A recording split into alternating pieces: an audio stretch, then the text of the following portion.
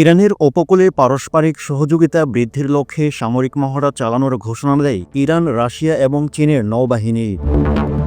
রোববার ৯ মার্চ ইরানের বার্তা সংস্থা ইরনার খবরে এ তথ্য বলা হয়। চলতি সপ্তাহে এ মহড়া অনুষ্ঠিত হবে।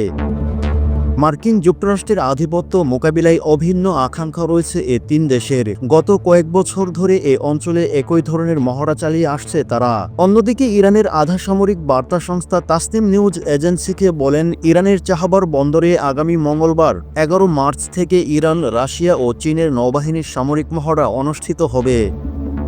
ইরানের দক্ষিণ পূর্বাঞ্চলীয় ওমান উপসাগরের কাছে অবস্থিত চাহবার বন্দরে ওই মহড়া অনুষ্ঠিত হলেও কবে শেষ হবে সে বিষয়ে সুনির্দিষ্ট করে কোনো তথ্য জানায়নি তাসনিম নিউজ এজেন্সি।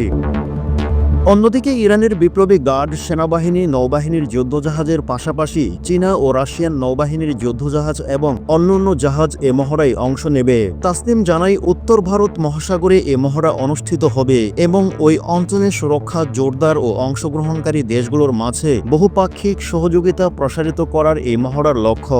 আজারবাইজান, দক্ষিণ আফ্রিকা, ওমান, কাজাকস্তান, পাকিস্তান, কাতার, ইরাক, সংযুক্ত আরব আমিরাত এবং শ্রীলঙ্কা তিন দেশের এ মহড়ায় পর্যবেক্ষক হিসেবে অংশ নেবে।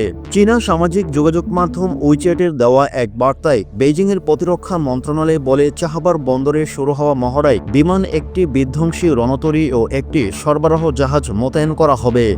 সম্ভাব্য হুমকির বিরুদ্ধে নিজেদের প্রতিরক্ষা সক্ষমতা জোরদার করার লক্ষ্যে গত ফেব্রুয়ারিতে একই অঞ্চলে সামরিক মহড়া পরিচালনা করে ইরানের সেনাবাহিনী।